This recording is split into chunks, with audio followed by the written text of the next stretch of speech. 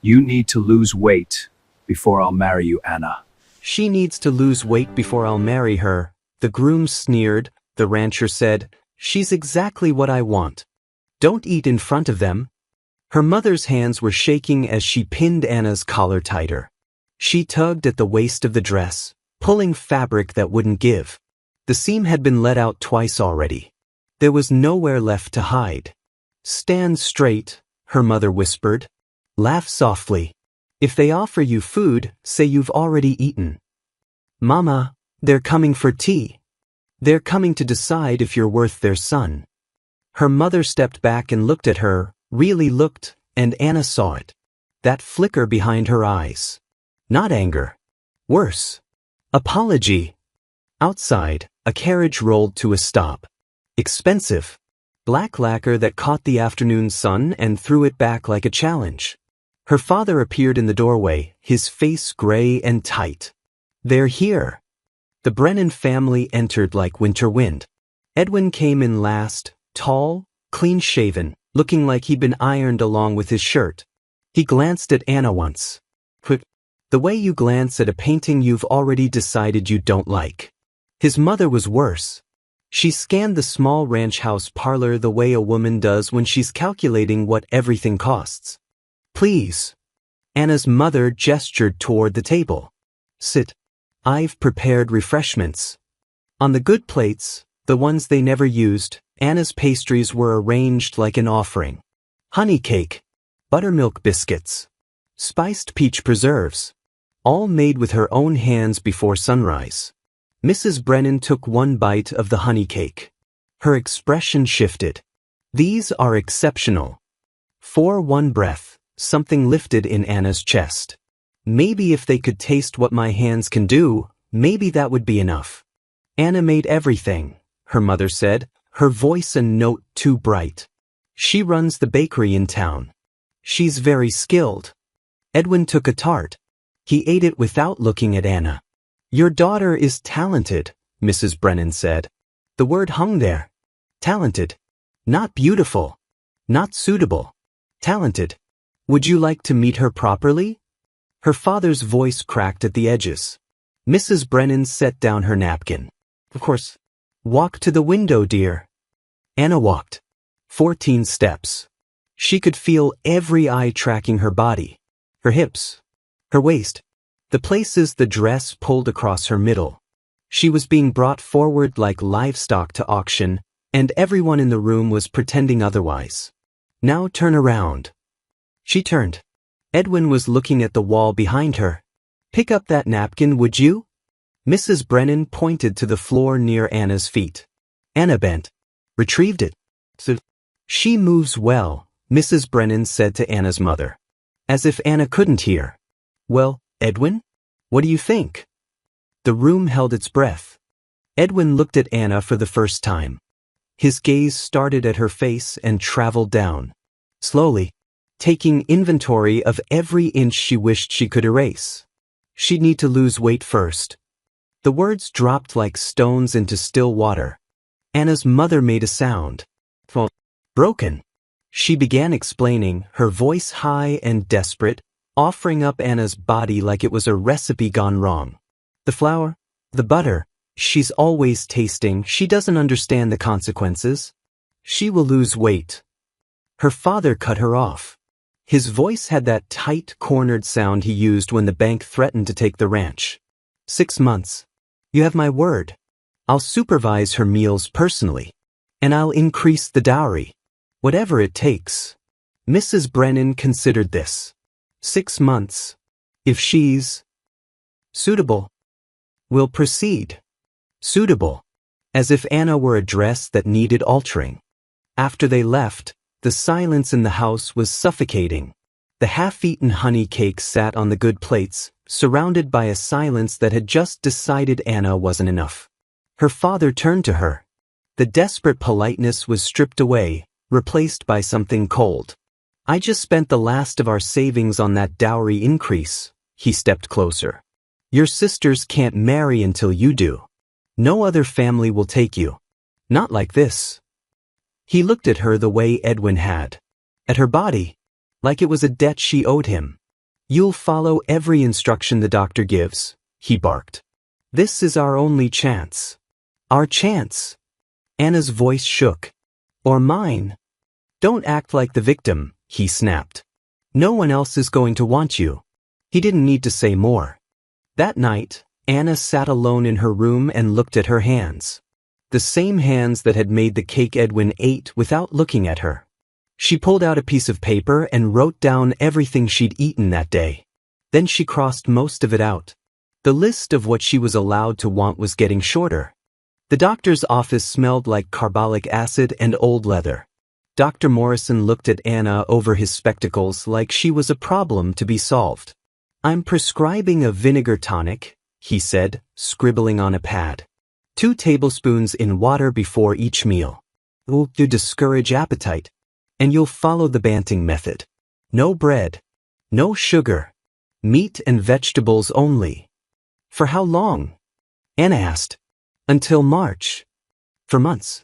Her father took the prescription without a word of thanks. The town of Redemption Creek made sure she knew they were watching. At the general store, Mrs. Patterson pressed a small tin into Anna's hand. Arsenic wafers. Half a wafer before bed. It took the color right out of my sister's appetite before her wedding.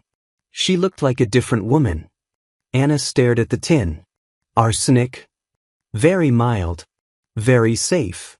Everywhere she went, every shop, every street corner, people looked at her body first and her face second. They tracked her progress like she was a prize sow being readied for the county fair. By January, her hands started trembling when she kneaded dough. She got dizzy reaching for the high shelf. But her father was relentless, weighing her every 2 weeks on a brass scale while he stood in the corner with his arms crossed. She's only lost 4 pounds, he'd bark. We don't have time. Desperate, Anna followed the town's cruelest advice. Someone had told her that walking in the heat made you sweat the weight away. That afternoon's sun could burn it off faster. She closed the shop early, walked out of town toward open land, started moving faster, wearing 2 petticoats because she was told the layers would burn the fat faster. The sun was white and merciless. She walked faster, until she was almost running. Her heart hammered, her vision blurred, but she didn't stop. I have to be smaller. I have to be worth something. She didn't notice she'd crossed onto someone else's property until she collapsed. The ground came up fast. Her hands hit dirt. She couldn't breathe. Couldn't see. Couldn't. Ma'am? Boots appeared in her line of vision. Then a man crouched down. He had a canteen in his hand. Can you hear me? She nodded. Drink. He opened the canteen and held it to her lips. The water was cold. She drank like she was dying. What were you running from? Anna looked up at him. He had dark eyes and a face weathered by sun and work. He wasn't looking at her body. He was looking at her face. Myself, she whispered. Something shifted in his expression. That's a fight you can't win. I have to try. He helped her sit up. Why? Because I take up too much space. His jaw tightened. Who told you that? She didn't answer. I'm James Dalton. This is my ranch. Anna Fletcher. I'm sorry for trespassing. You're not trespassing. You're hurt. He stood and offered his hand. Can you stand? She could. Barely. You run the bakery in town, he said. Yes. I know, he said, looking not at her body, but at her hands. Best bread in the territory. Something cracked open in her chest. Not breaking. Just opening. Thank you. Why were you running in this heat? She couldn't explain. Couldn't say that she was trying to sweat herself into someone else. Someone smaller. Someone acceptable. I should go, she said. I deliver milk to some of the shops in town. If you need a supplier, I'll think about it. He watched her walk away.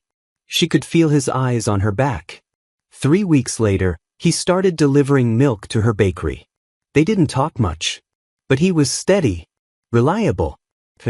He never asked why her hands shook when she counted coins. Never commented when she didn't eat the day-old rolls she used to give herself at the end of each shift. But he noticed the shadows deepening under her eyes. He'd leave extra cream or a jar of honey on the counter without a word. February arrived. Then March. The wedding was set for the 15th. Anna invited James without knowing why. Maybe because he was the only person who'd looked at her like she was human. "I'll be there," he said. The day came too fast. The wedding day arrived in March with a pale light that made everything look fragile. Anna stood at the altar in a dress that had been taken in 3 times. It barely closed. She stood there and waited. Edwin arrived late. He walked down the aisle, stopped 3 feet away, and gave her that same quick flick of the eyes. The tightening of the mouth. "She hasn't lost enough," Edwin said. The church went silent. "I can't present this woman to my associates. 6 months of starvation. 6 months of arsenic wafers and collapsing in the dirt.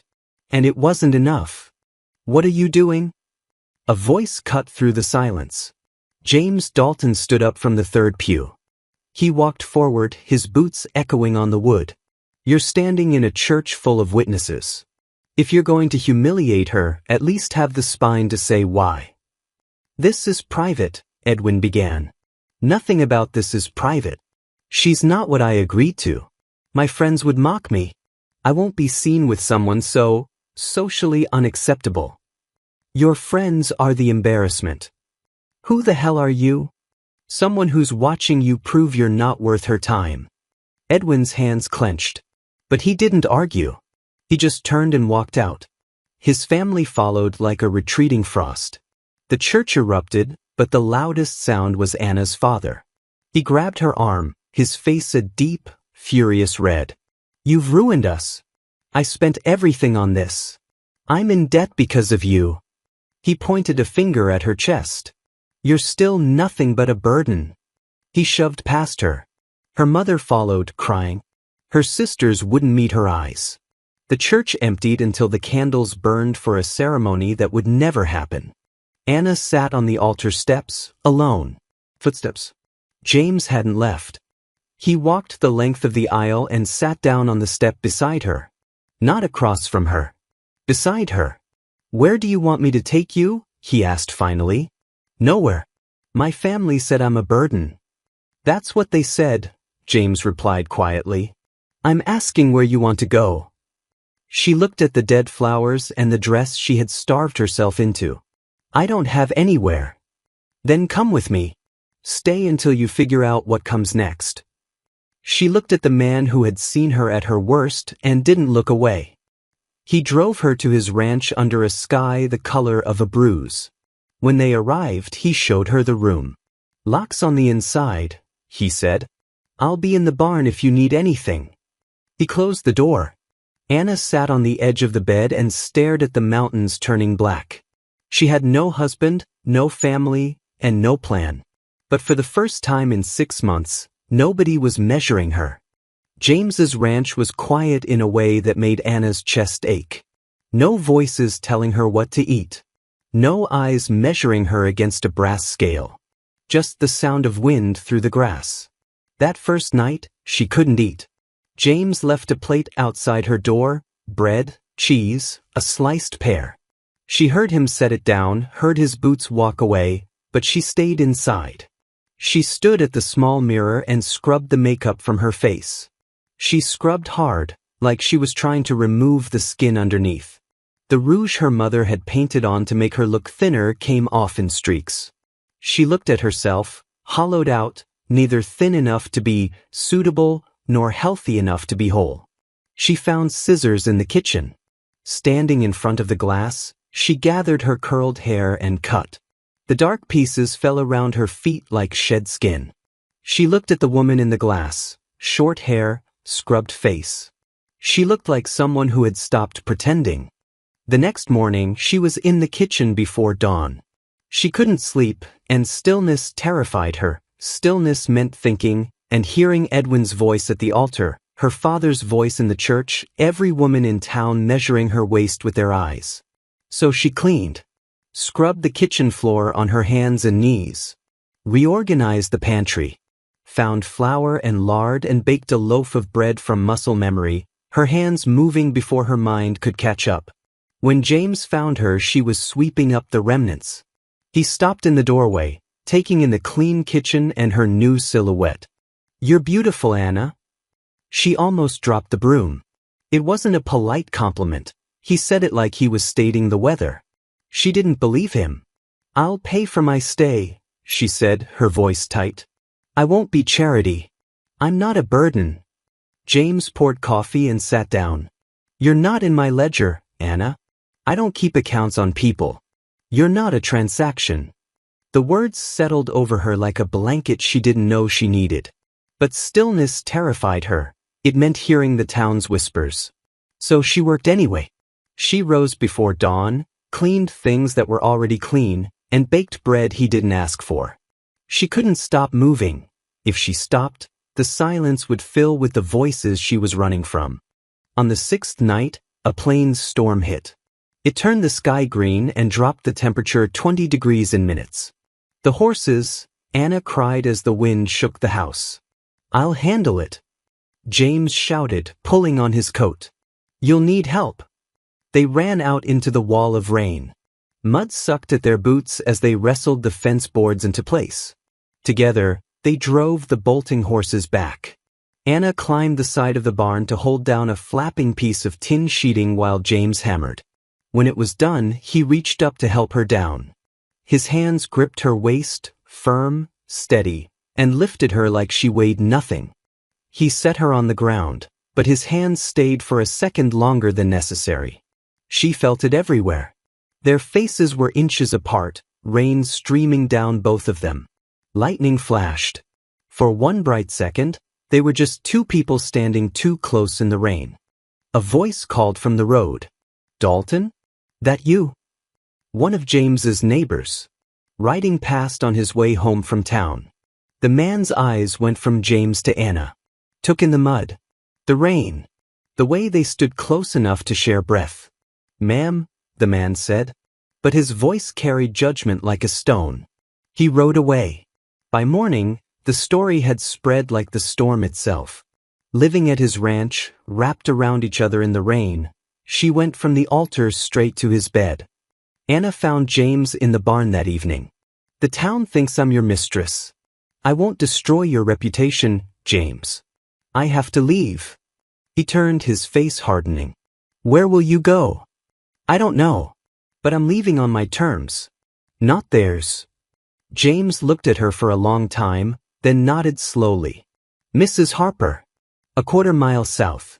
She's a widow, and she doesn't care what this town thinks about anything. I don't have money for rent. Let me worry about that." "No.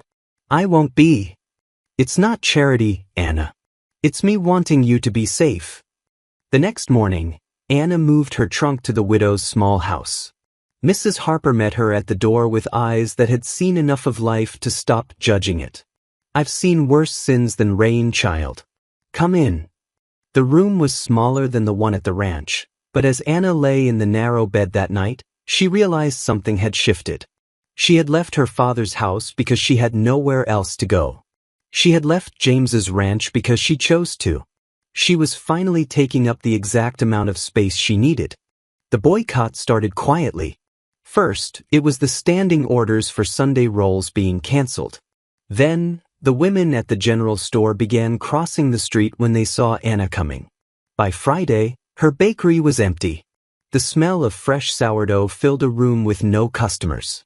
She was 3 days from closing for good when James Dalton walked in. "I need 10 loaves, he said, setting coin on the counter. "And whatever biscuits you've got." "You don't need 10 loaves, James. My ranch hands eat. Believe me, I need them." He paused, leaning against the counter. "I've also got cattle routes running into the city twice a week. I pass through Ridgewater and Cedar Falls. Both towns have stores that need baked goods. You bake. I drive. Everybody eats." Anna wanted to argue, wanted to say she didn't need saving. But she also needed to pay Mrs. Harper. "Fine. But I'm paying you for the delivery." "We'll discuss it," he said. They never did. Within a month, Anna was baking before dawn and running out of bread by noon. She wasn't baking for Redemption Creek anymore. She was baking for strangers 30 miles away who tasted her skill and didn't care what she weighed. One evening, watching him load the wagon, she said, "I should learn to make the deliveries myself. Then I'll teach you." The lessons started the next afternoon. The wagon bench was narrow, James's shoulder pressed against hers, smelling of leather and sage. "Easier," he said, his hands covering hers on the reins to adjust the tension. "You're choking the leather. Loosen your grip, the horses can feel your fear." She loosened. The horses steadied. His hand stayed a second too long, his calloused fingers warm against hers. The lessons took a week, then two, stretching longer than they needed to because neither wanted to move away. Then Edwin returned. "So the rumors are true." Edwin's voice cut across the yard. Anna straightened. "What do you want?" "I heard your family disowned you. That you're living in shame with him." He gestured at James. "I'm living in a widow's boarding house. Alone." "That's not what people say." "People say a lot of things. Most of them are lies." Edwin took a step closer. His eyes moved over her the way they had at the wedding. Cataloging. Judging. "You're already acting like his mistress. You might as well make it official." He smiled. Thin and cold. "Come live with me instead. I'm richer. I can give you more than a dirt-poor rancher." Anna's hand moved before her mind caught up. The slap cracked across the quiet road like a gunshot. Edwin's head rocked sideways. "Get off this road," James said, his voice quiet and deadly as he stepped down from the wagon. He didn't touch Edwin. He just stood like a wall of muscle between them. "While you still can." Edwin looked at the red print on his cheek, then at James. He turned his horse and rode toward town without another word.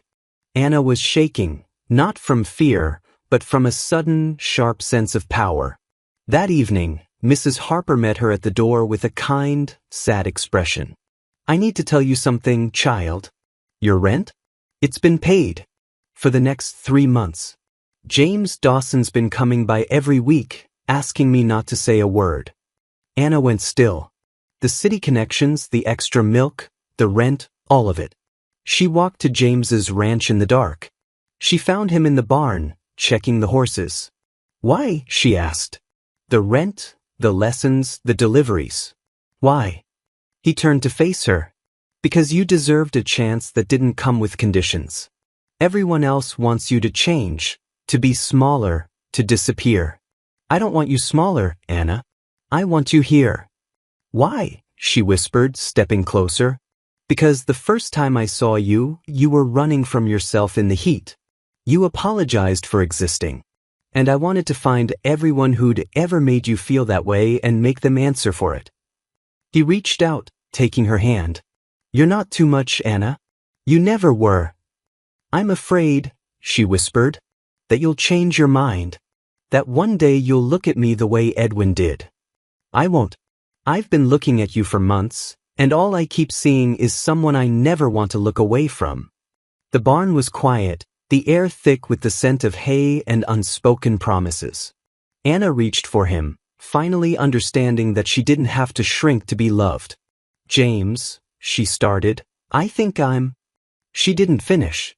Because she didn't know that back in town, Edwin was already meeting with her father and the doctor, a pair of commitment papers resting on the table between them. Edwin whispered, and the town listened. He went to Mr. Blackwell first. Then the Reverend. Then, when the ground was soft enough, he went to Anna's father. "Your daughter is living in sin. Unstable, erratic. She cut her own hair. She refused a respectable marriage. She attacked me in public." He let the words drip slow, like poison in a well. "She's gone mad, Henry. And she's making your family a laughingstock." Anna's father didn't need much convincing. The humiliation had been eating him alive for weeks. At the general store, men stopped talking when he walked in. At the feed lot, a business partner turned his back. On the street, someone crossed to the other side when they saw him coming. And at church, the worst, he heard the whisper from 2 rows back, clear as Sunday bells, "Can't even control his own daughter. They say she went from the altar straight to that rancher's bed." He went to Dr. Morrison on a Wednesday. "I want commitment papers." The doctor hesitated. "Henry, that's a serious. She's a danger to herself. Cut her hair off. Now she's living with a man she isn't married to and assaulting people in broad daylight." He pushed a pen across the desk. "Sign the papers." Dr. Morrison signed. They came at dawn. Anna was in Mrs. Harper's kitchen, kneading dough by lamplight, when the knock came. Mrs. Harper answered and her face went pale. Anna's father stood on the porch. Behind him, Dr. Morrison. Behind them both, a black carriage with barred windows, the kind they used to transport patients to the state asylum in Briarcliff. "Anna." Her father's voice was stiff, rehearsed. "You need to come with us." She wiped flour on her apron and walked to the door. She saw the carriage. She saw the bars. Her legs nearly gave out. "Your father has signed commitment papers," Dr. Morrison said. He wouldn't meet her eyes. "Under territorial law, he has full authority. You're to come with us for evaluation and treatment." "Treatment for what?" Her voice shook. "You've been declared morally unfit. You cut your hair. You were rejected at your wedding. You're living in sin with an unmarried man." Dr. Morrison's voice was clinical. "These are symptoms of mental instability." "I'm not insane. I'm a baker," she cried. "I bake bread. I pay my rent. Anna." Her father stepped forward. His voice dropped low, the private voice, the one the neighbors wouldn't hear. "If you won't be a wife, you'll be a patient. At least then I can say you're sick instead of shameful. People are saying you landed directly in that rancher's bed the night you were rejected. You've humiliated me for the last time." The words hit her like a physical blow. Sick instead of shameful. That was the choice he was offering. Asylum or obedience. Cage or disappearance. "You did this," she whispered. "You'd rather lock me away than admit your daughter is fine the way she is." "You are not fine." His face contorted. "You ruined your reputation over a rancher who will never marry you. He showed you dreams and you swallowed them whole like a fool. Now get in the carriage." Dr. Morrison reached for her arm, and the men behind him stepped forward to seize her. "Don't touch me." Anna struggled as they dragged her off the porch toward the barred door. The sound of hooves tore up the road. The kind of riding that tears up the earth. James Dalton came around the bend at full gallop, dust flying behind him. And he wasn't alone. Judge Calloway rode beside him, gray-bearded, black coat, carrying a leather case. James swung down before his horse had fully stopped. He was between Anna and the carriage before anyone could speak. "She's not going anywhere." Her father's jaw clenched. "You have no authority here, Dalton. I'm her father. This is legal. A husband's authority supersedes a father's. She's not married." James turned to Anna. His chest was heaving from the ride. His eyes were steady. He held out a folded document. A marriage license. Already prepared. Judge Calloway stood behind him with a Bible in his hand. "If you sign this," James said, "I become your next of kin. Your father loses the legal power to commit you. I will never use that authority against you. I will never hold it over you. But right now, it's the only shield I can give you." Anna looked at the marriage license. At the asylum carriage with its barred windows. At her father's rigid face. At Dr. Morrison's guilty eyes. Then she looked at James. She turned back to her father.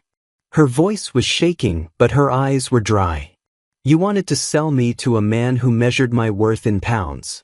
When that failed, you tried to lock me in a cage. Now watch me choose the man you couldn't control." She took the pen from the judge's hand. She signed. James signed beside her. The judge read the words.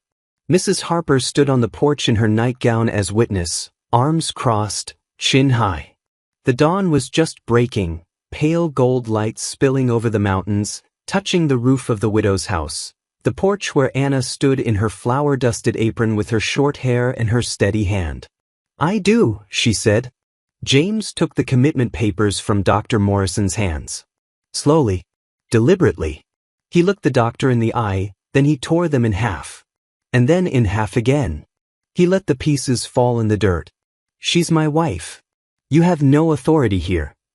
Her father stared at the torn paper on the ground. At his daughter. At the ring James was sliding onto her flour-dusted finger, a simple band, warm from being carried in his pocket. "This isn't over," her father said. "Yes it is," Anna said. He left. The doctor followed. The black carriage rolled away empty. Word spread through town the way it always did. Fast, distorted, unstoppable. By noon, half of Redemption Creek had heard. By afternoon, people were gathered on the street, watching, whispering. Edwin Prescott stood on the boardwalk outside the saloon, watching from a distance.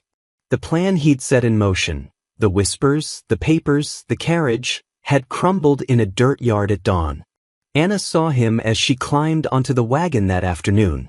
She looked directly at him. He looked away first. She was making the Tuesday delivery to Ridgewater. The wagon was loaded with bread and biscuits and 3 honey cakes for the hotel. She wore a simple dress, her short hair tucked behind her ears, James's ring on her left hand. She held the reins herself. James sat beside her. Not in front. Not above. Beside. "Ready?" he asked. She looked at him. This man who had given her water when she was face down in the dirt. Who had stood up in a church full of cowards. Who had driven her bred to cities and taught her to hold the reins and paid her rent in secret and torn up the papers that would have caged her. Who had married her not to own her, but to set her free. "Ready," she said. She flicked the reins. The horses moved. The wagon rolled forward onto the open road. Behind her, Redemption Creek shrank in the distance. Its whispers, its judgments, its scales and measuring eyes growing smaller with every turn of the wheels. Ahead, the road stretched out wide and long, and the morning sun was warm on her face. She wasn't small enough for Edwin Prescott. She wasn't obedient enough for her father. She wasn't quiet enough for this town. But she was exactly enough for the man sitting beside her, who had never once asked her to be less. And for the first time in her life, she was enough for herself. Thank you for watching Ironwood Narrative. Thank you for watching Ironwood Narratives.